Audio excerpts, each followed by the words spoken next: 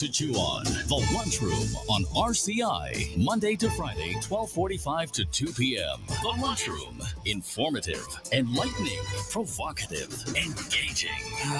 The Lunchroom on RCI, food for thought. The station that gives you, more lunch.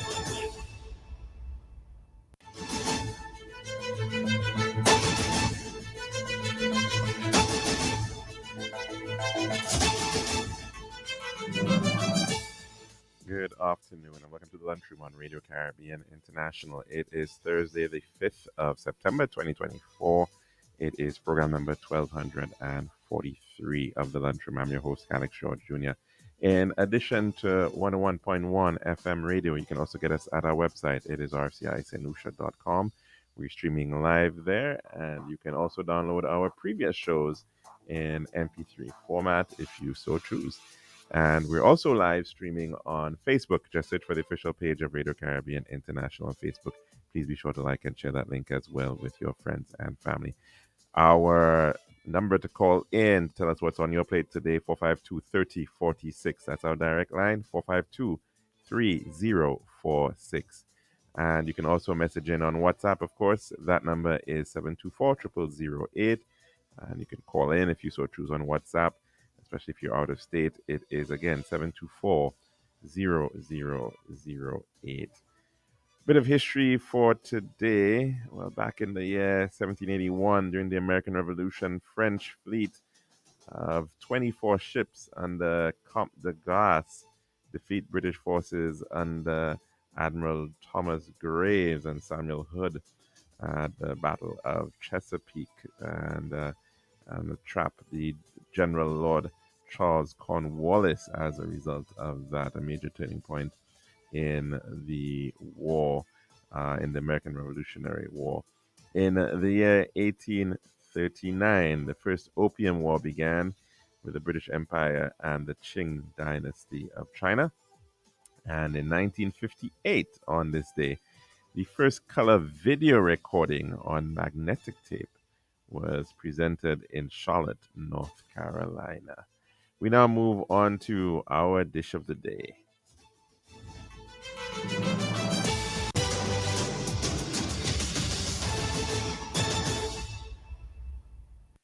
The daily dish is brought in the kind compliments of our good friends at Tiles Plus.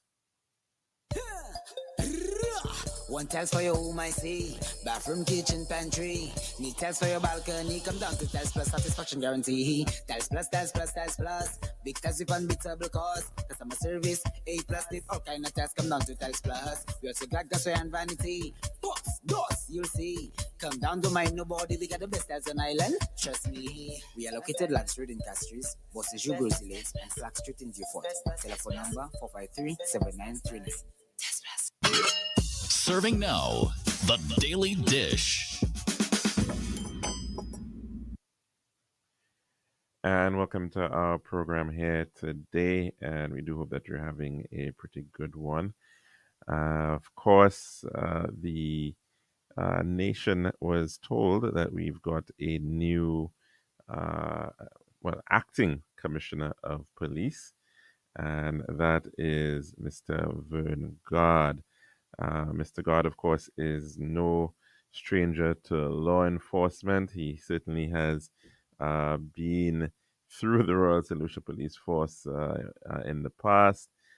He migrated for a while to the British Virgin Islands, where he had a stint of service over there, working with their prison service, and also came back to St. Lucia some time ago and served in the Bordelais Correctional Facility, handling and managing that facility.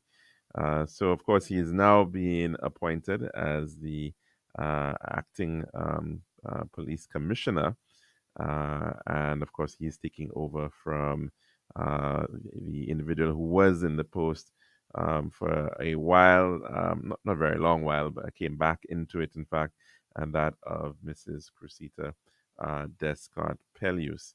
From what we're being told, Mr. God has already indicated a plan for crime fighting, and it is certainly very, very much necessary, no doubt about it.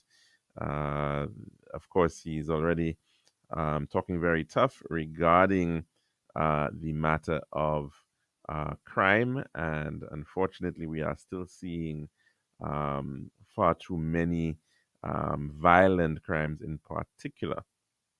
And just yesterday evening, we got word of the news of another shooting, killing, this time in the community of Piat, Grand Riviere, Grosley, and yet another life taken away. And of course, we want to extend our condolences to the family who, of course, are mourning the loss of a loved one there, a 57-year-old gentleman from that community. It is certainly very telling in terms of the extent of the criminal activity that we're seeing and how it impact is impacting families.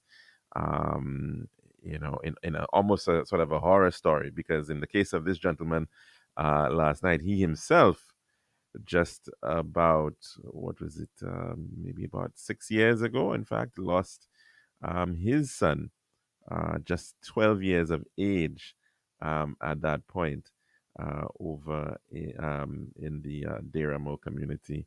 And of course, now he himself losing his life to gun violence. It is a major problem, and we're seeing it, no doubt, all around the world. In particular, of course, just yesterday in the United States, in Georgia, a 14-year-old having to be arrested for yet another school shooting in that state. Very, very unfortunate situation. I think two individuals losing their lives there as a result of his actions. Uh, a teenager of St. Lucian parentage over in Canada. Again, another situation, losing his life to gun violence at a shopping plaza in the city of Toronto, and merely just a couple days before him having to go back to school, a 15-year-old. And so we're seeing individuals hurting all around. And of course, the statement coming out of the gentleman, the young boy's aunt, was that he, in fact, was fearful because of gang harassment in school, and clearly, we're seeing far too many of these situations of people looking to settle scores through violence. And in particular, the availability of guns is certainly not helping our cause right about now at all.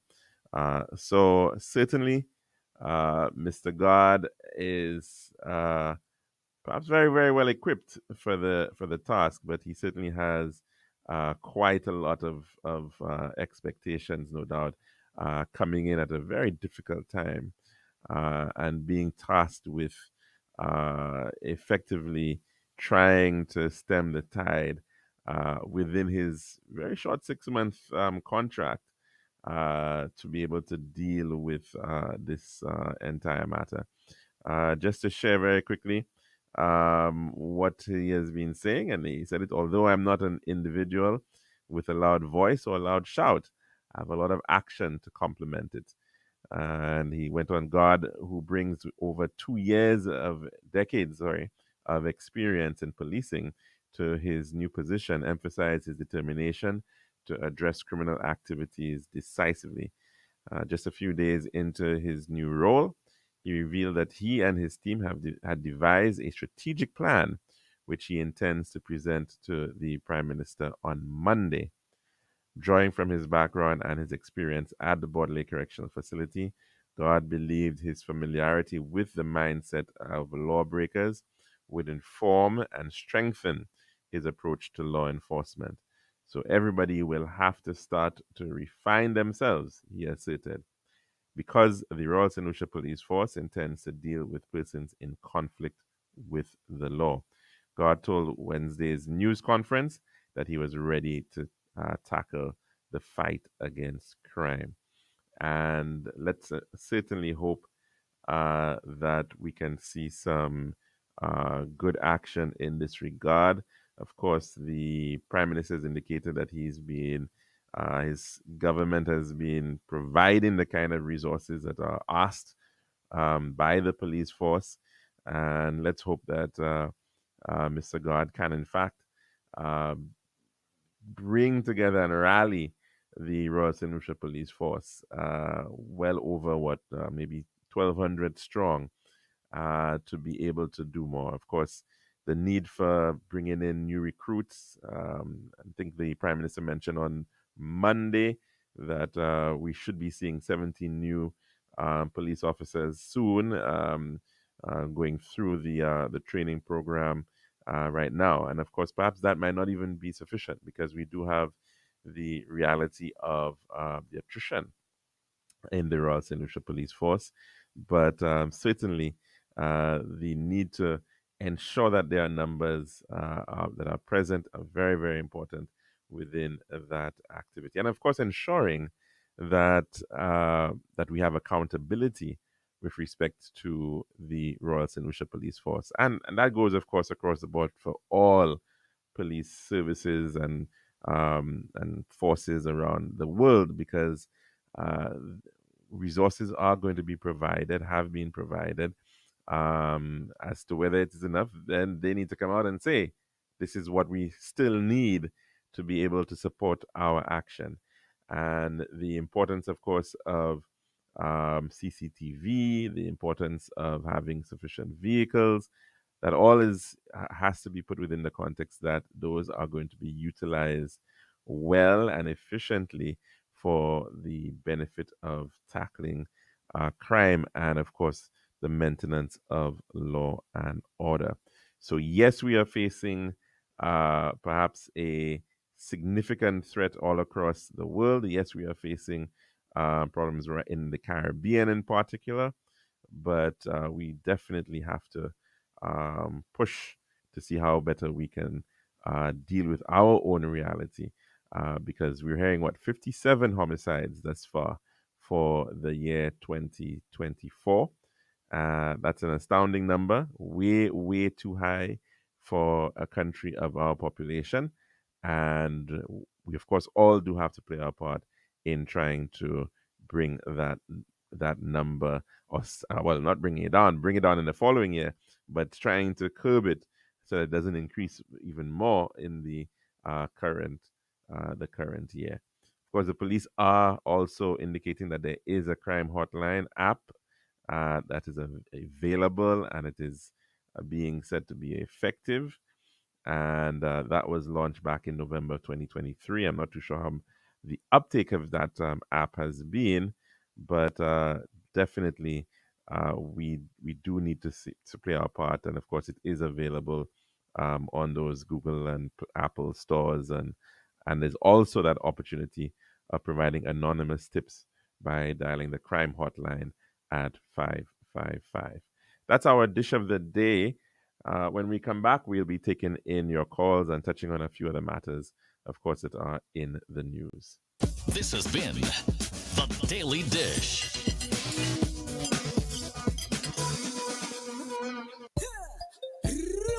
One tiles for your home, I see. Bathroom, kitchen, pantry. Need tiles for your balcony. Come down to Tiles Plus satisfaction guarantee. Tiles Plus, Tiles Plus, Tiles Plus. Big tiles with unbeatable cost. Customer service, A plus. Did all kind of tiles. Come down to Tiles Plus. We also got gasware and vanity.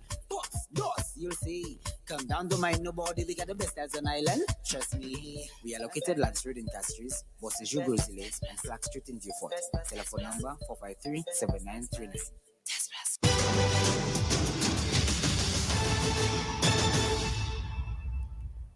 And welcome back to the lunchroom here at Radio Caribbean International. Of course, the number to call in to tell us what's on your plate today, it is 452 3046 452 3046, and we're going to head to the phone line. Good afternoon, and welcome to the lunchroom. What's on your plate today?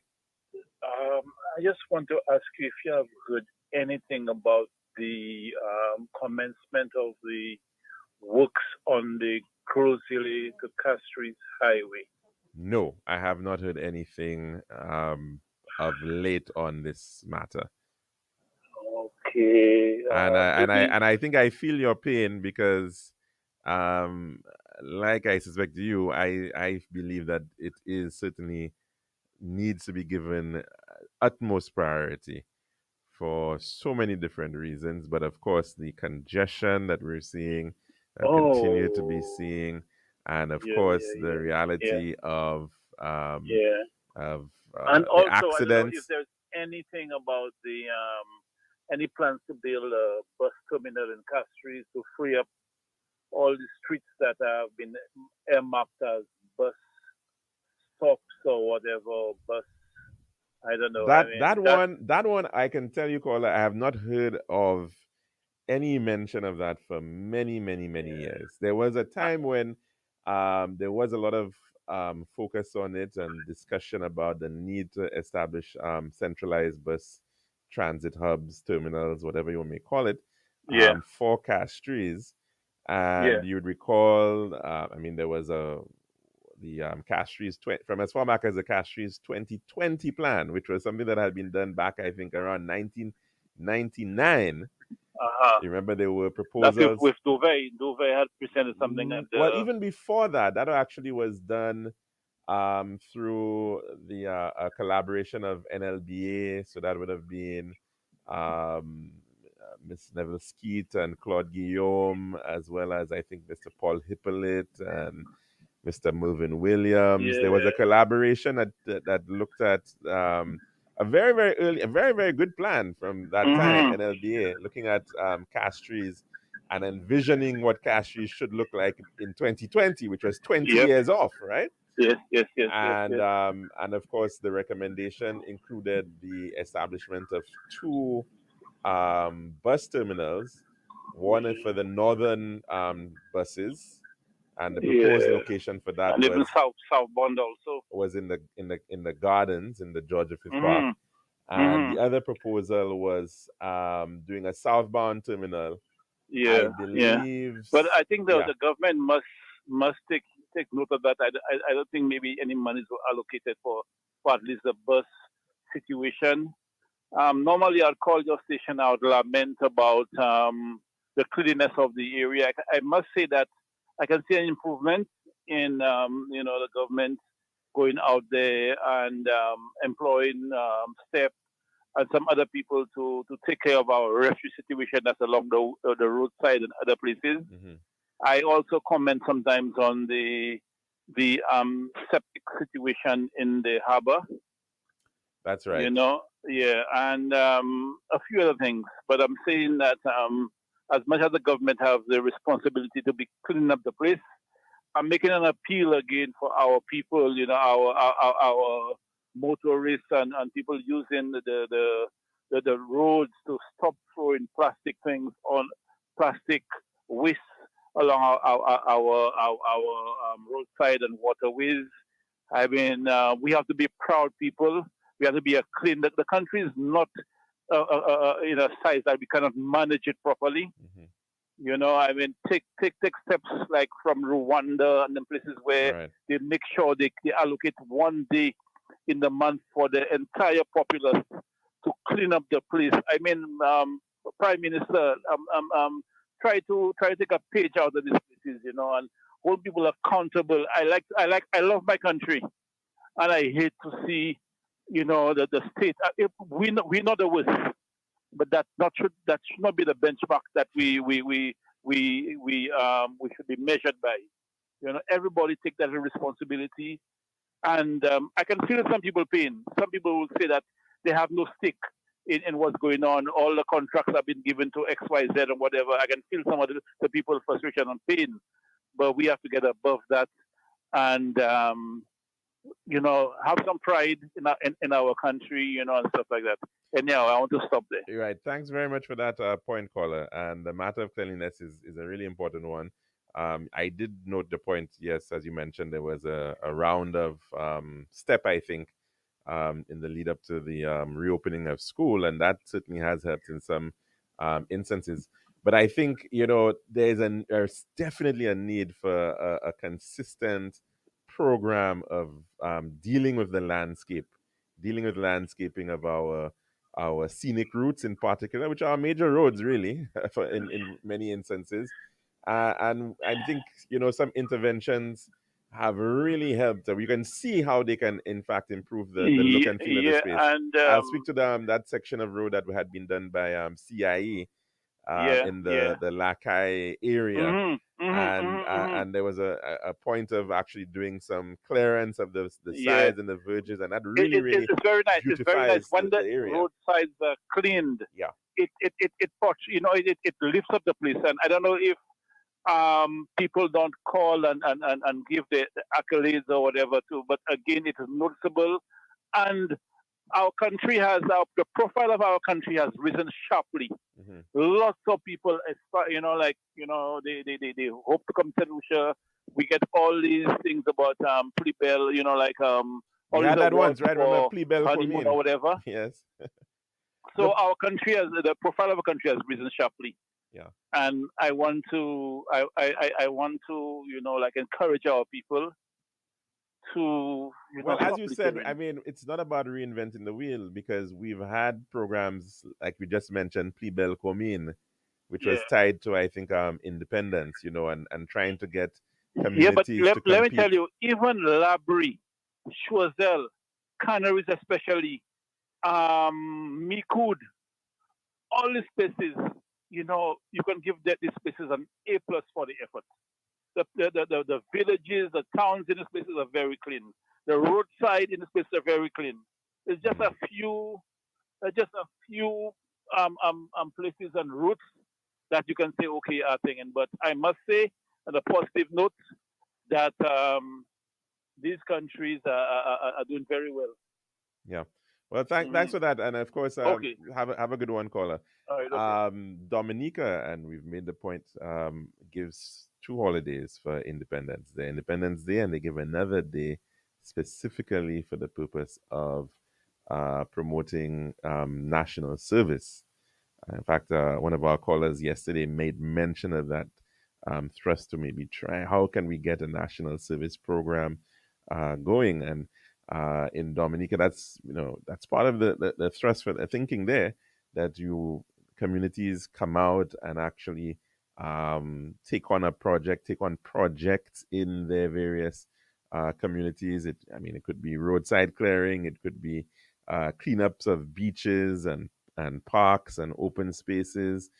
There's a lot certainly that can be done. And we have to ask ourselves, how many persons have actually even participated in a cleanup beyond that of maybe their home or some family member, but an actual, doing something within maybe their community or even further afield in terms of trying to maintain their country, because it's our country, right? And I think there is certainly a lot of scope for that type of thing. Now, some organizations, charity groups, I know they're out there and they try to do these things, getting people involved. Of course, I think we saw recently, is it the Do Something Foundation had some cleanups, but that certainly is something that we need to get within the culture of our communities and our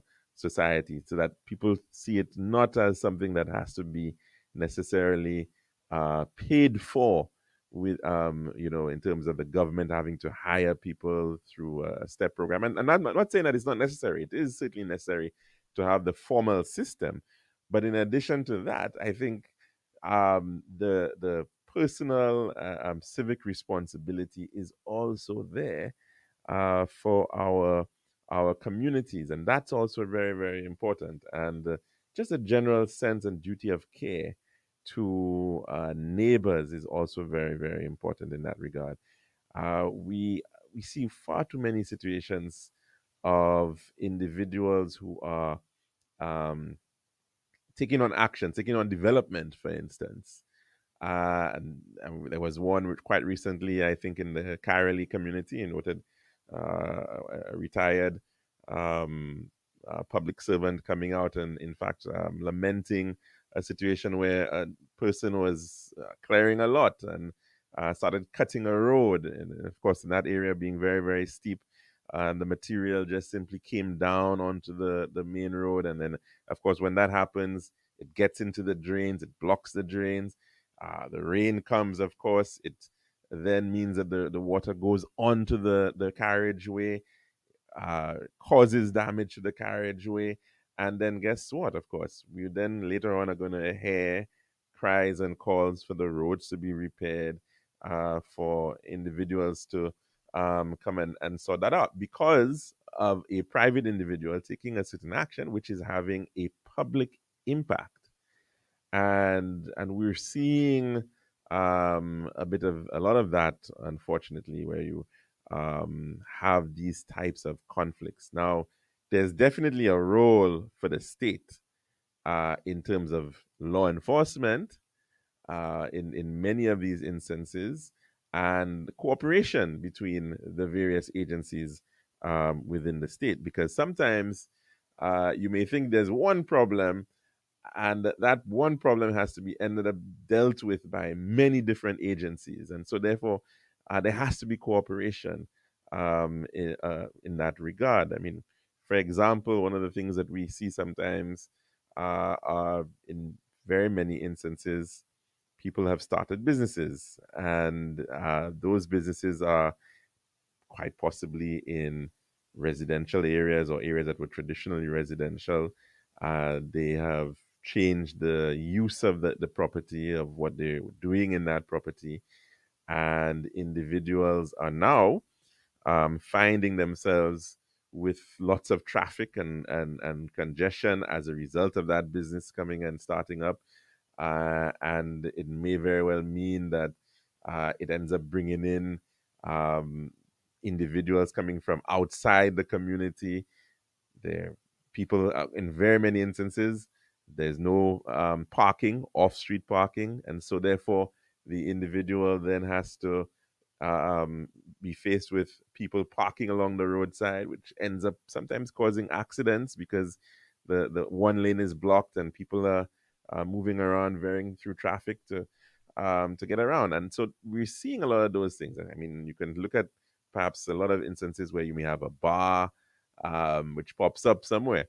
Now, you may argue, well, a lot of times these bars may not even have liquor licenses. They may not even have gotten any kind of actual approval from the Development Control Authority or from the Customs Department. And of course, then on top of that, with the on-street parking situation, which blocks the traffic, then the police have to get involved. That's three separate entities to deal with a situation like that. And I think certainly looking at some of the challenges that we have, they will in fact require interagency cooperation to be able to be effectively tackled. Now, we're actually due for our weather report. We're actually a little overdue for it, so we're going to take it at this time. Of course, that's brought to you through the compliments of the St. Lucia Met Services. Girl, I've been so stressed searching for the perfect tiles to complete my home. Really? Yeah, it's always the same white, beige, and gray tiles with the tile stores. Like they're all buying from the same place. You're the design expert. Help me, please. I'm fed up. What are you looking for? Something different. Something that says Caribbean beauty and suits my personality. Something vibrant and classy with a little razzle dazzle. Okay, Ms. Razzle Dazzle, I know just the place. Island Style Tile and Bath, they're my number one store for everything tile. And with their new In Living Color collection, you'll find the most gorgeous styles to give you that splash of Caribbean flair you're looking for. That sounds perfect. I'll even take you myself and throw in a free design consultation. I'll never say no to that, sis. I can't afford you anyway. Visit our Island Style showrooms in Castries, Rodney Bay, and Vieux Fort, or call 450-452 or 453 Tile. We'll help bring your vision to life in living color. This is Radio Caribbean International. It's now time for the weather news. And that's all, of course, on the 1.1 is now time for a weather report as of 12 noon today, presented by Island Style Talembao. The forecast for St. Lucia Valley for the next 24 hours. Winds will be blowing from between the east, northeast, and east near 12 miles per hour or 19 kilometers per hour, becoming lighter at times. The weather fair to occasionally cloudy skies with a few brief showers.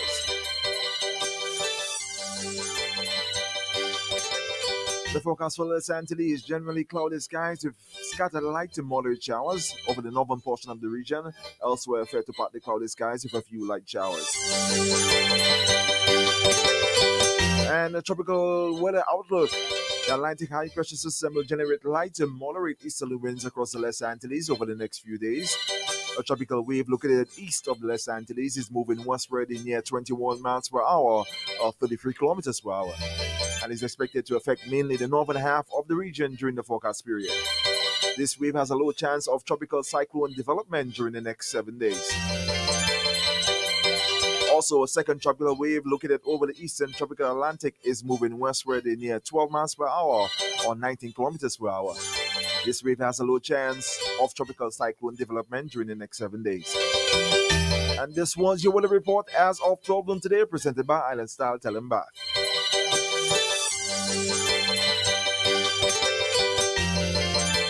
This has been RCI's Weather News. For more information, call the Weather Hotline at 454-3452.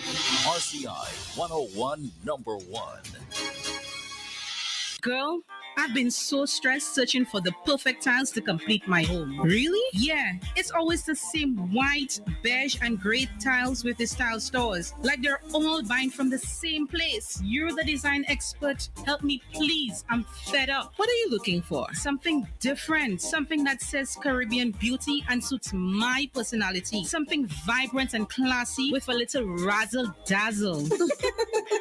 Okay, Ms. Razzle Dazzle, I know just the place. Island Style Tile and Bath, they're my number one store for everything tile. And with their new In Living Color collection, you'll find the most gorgeous styles to give you that splash of Caribbean flair you're looking for. That sounds perfect. I'll even take you myself and throw in a free design consultation. I'll never say no to that, sis. I can't afford you anyway. Visit our Island Style showrooms in Castries, Rodney Bay, and Vieux Fort, or call 450-452 or 453 Tile. We'll help bring your vision to life in living color.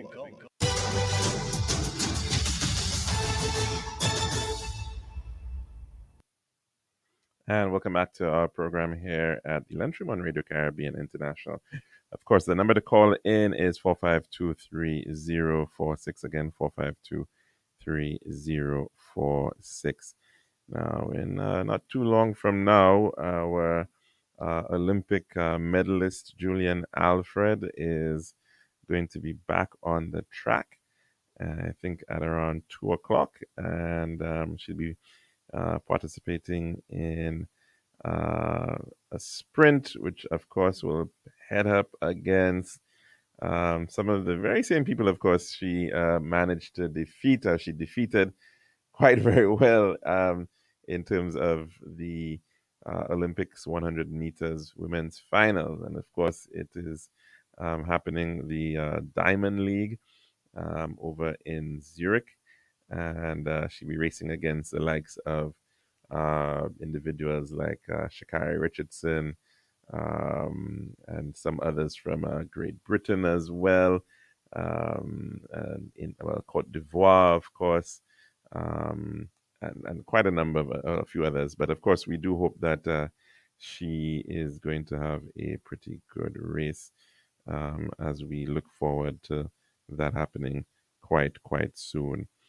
An announcement from the government and of St. Lucia regarding early childhood education. Well, recently you would have heard that there was some direct assistance provided to early childhood development centers in the amount of $2,500 per center. And those were direct funds provided to those centers.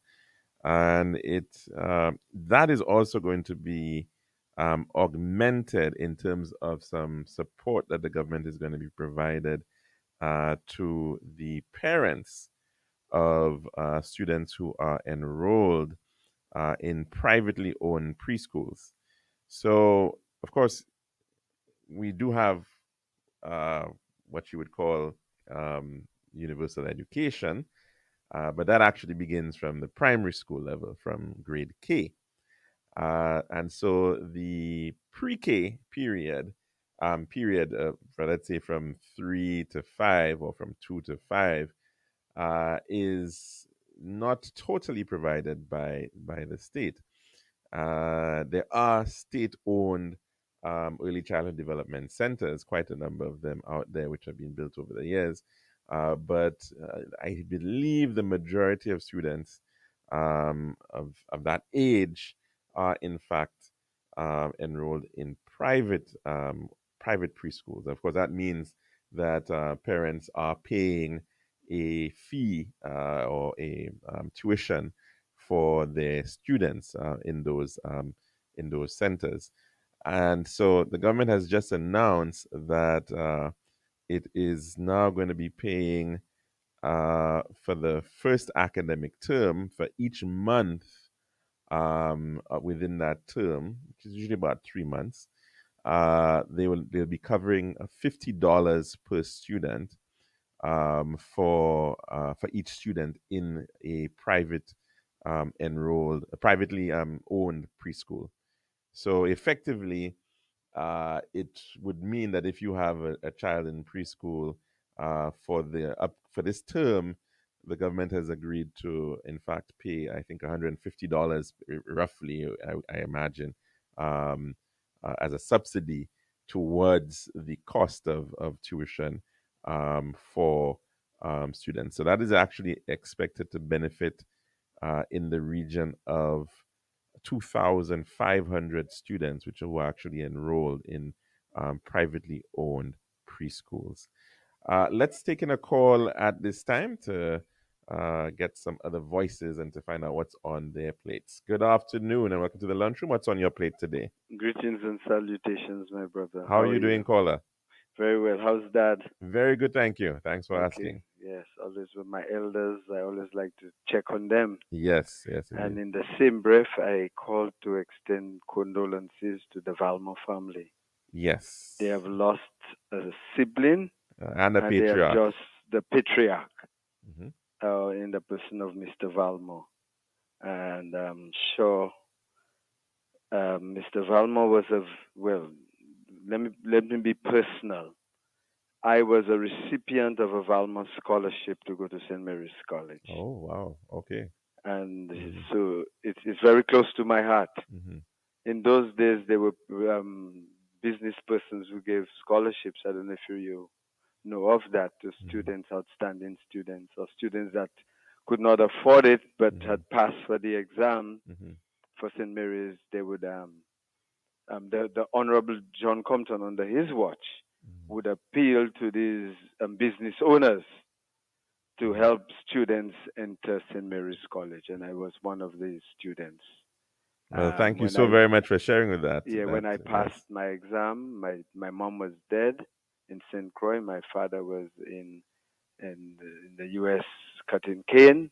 You know, in the days of those early days where people went to immigration, they call it. And I had nobody to sponsor me at the time. And a bold young man, went up to the Prime Minister's office, spoke to Miss Menal, who was his personal secretary. He brought the case to the Prime Minister, and the Prime Minister reached out to Mr. Valmont, and I got a scholarship for 5 years at St. Mary's College.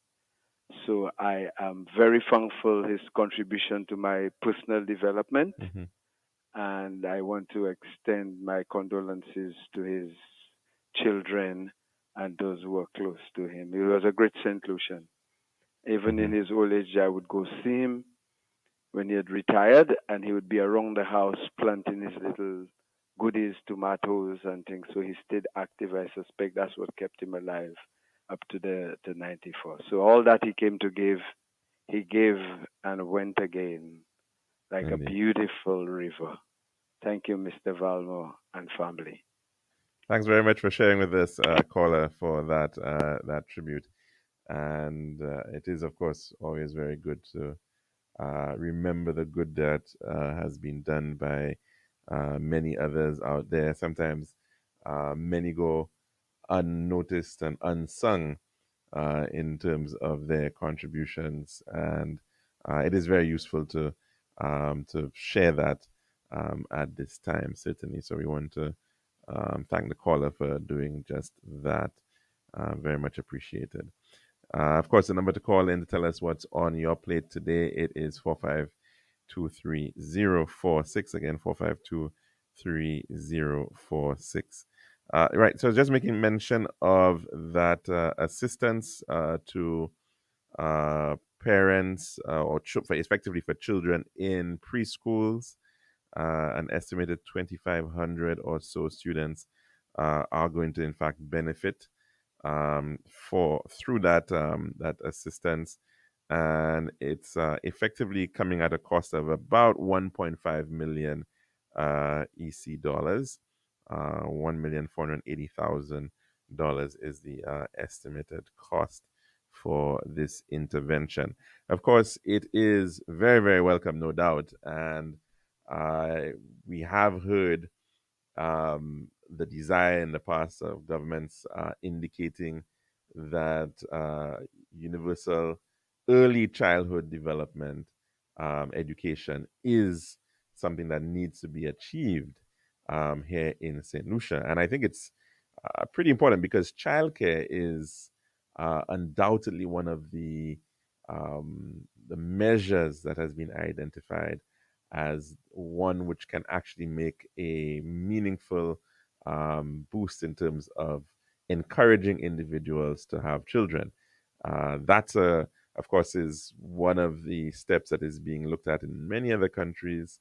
And of course, early childhood development is a little different from just the average, school type environment. There is a need for a lot more care. It therefore means that your teacher-student ratios are generally lower. You require more staffing.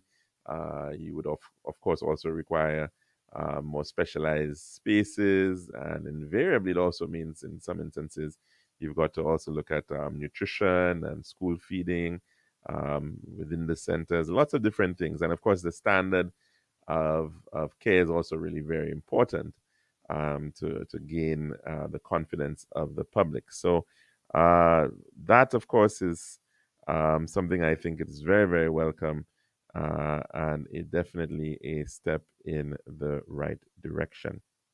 Just a quick mention regarding the passing of Monsignor Justin Barthélemy. We made mention of it yesterday, and a release coming from the Archdiocese of Castries has indicated that his funeral mass is going to be on Monday, the 16th of September at 2 p.m. And that is going to be at the Cathedral Basilica of the Immaculate Conception.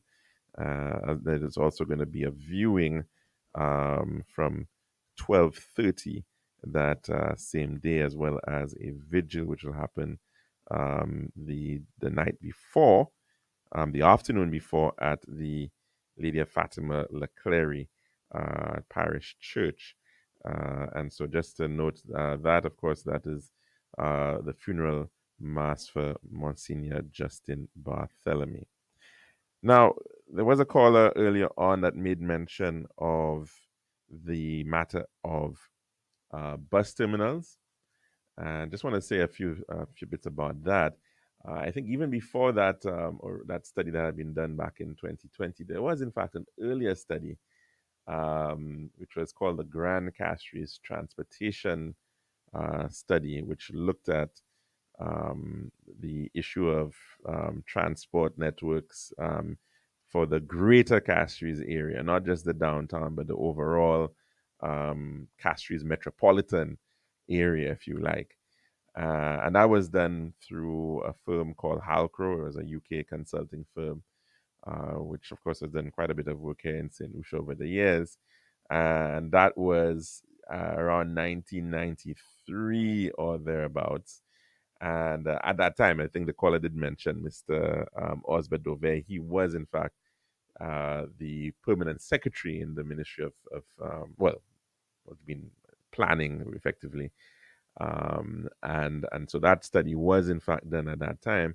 And again, very similar recommendations for the establishment of bus terminals, and the two locations being looked at being the Georgia Fifth Park. In fact, one can say to some degree that part of that is somewhat in effect, because the 1A buses use a section of that Georgia Fifth Park area.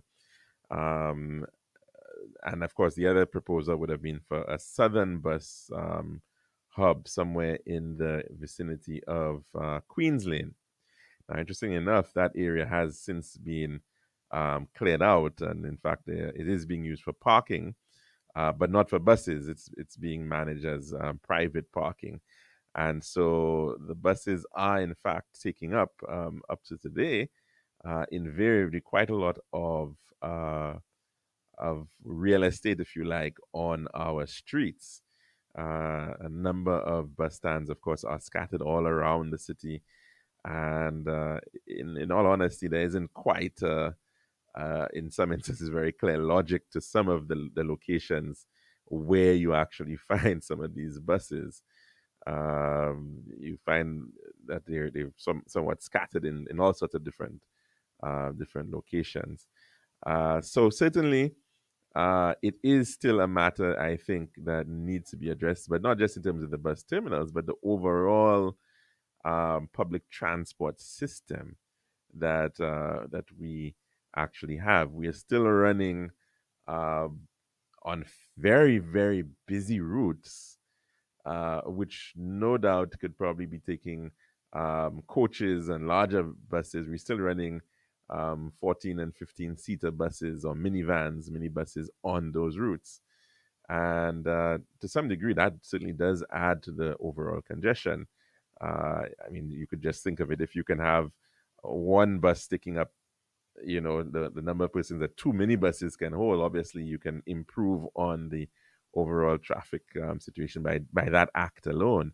And so certainly on some of the routes, we certainly should be thinking about migrating towards larger buses, as exists all around the world, and certainly even in the Caribbean, in the cases of Barbados and Trinidad and Tobago and elsewhere.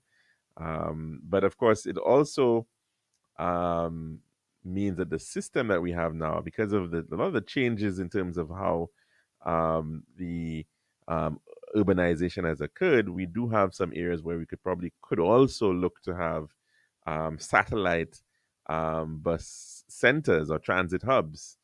The Shock area, for instance, may very well be one of those potential areas. The cul-de-sac area, another one. Both of these areas of north and south of Castries, about 3 kilometers out on either end, are somewhat of gateways into the city center, and possibly, and I think those have been suggested as well. Should we not have express buses from these satellite centers, and the smaller minibuses stop at those centers, and then everybody would then have to transfer to an express bus, these larger buses that would then take you into the city center. And those buses would not necessarily stop or park in the city center, but merely just do drop-offs and pickups. And so perhaps that is something to also consider, because it would then mean that perhaps you would need less space within the city center for that purpose. And of course, the benefit there too is that you would be freeing up the streets. And the question is, of course, what then do you do with this additional space? Well, the one person may think that it should just be more parking, but the reality is we should really be looking at how we can actually make Castries a more attractive city from even the perspective of the user of the city. And that may very well mean, should we be thinking about more pedestrianized areas within the city center? So, that, of course, is something that has been touted over the years. The one suggestion, of course, was looking at the William Peter Boulevard, and that um, is one of those possibilities, certainly, in terms of creating a pedestrian precinct or a pedestrian mall, areas where you can actually just simply walk around and shop. Now, some people think, and I mean, this is a school of thought in lots of different places, that, well, you need to have a parking spot right in front of your business for you to be able to actually function. And we've come to realize that the reality is that that is not the case. And even if you look at it from the perspective of a mall, you park somewhere in a parking lot and then you walk. You walk into the space.